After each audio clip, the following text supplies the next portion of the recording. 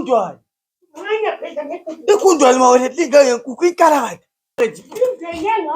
Nibuye khona lapha ngemva kwesitofu nga. Manje ngiyavimba mina kangiboni. Mala phela lawo.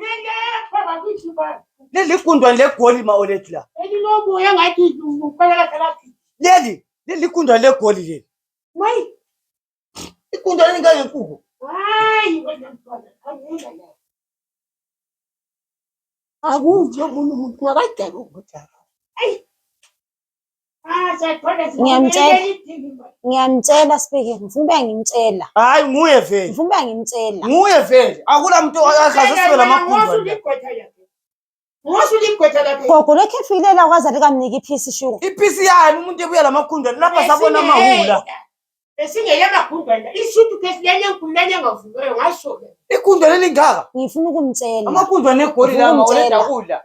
Wayingalibonanga mina ikundwani nangu. Wayibona ngaphi ikundwani elemabala ngathi ngibhantombo. Ukuthi uthwele gogo nje wathi imoto enkalakade.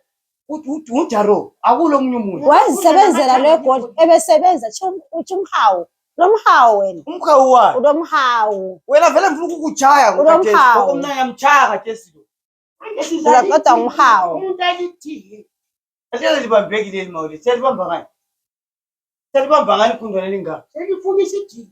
Hawu Jaro hayi. Ungafaka isidingo lapho lephakathi bani. Ngakutshela mawethu ngathi kadingini. Wena njenga wena uJaro lapha eza kubamba khona. Asazi. Yaphela konke lokho. Vela anjalo amakundwani egola akhangela mawethu. Alunguza umuntu.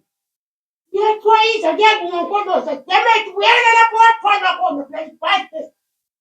Selingene ibhanki la. Lapha sesifile mntana. Hawu ufa.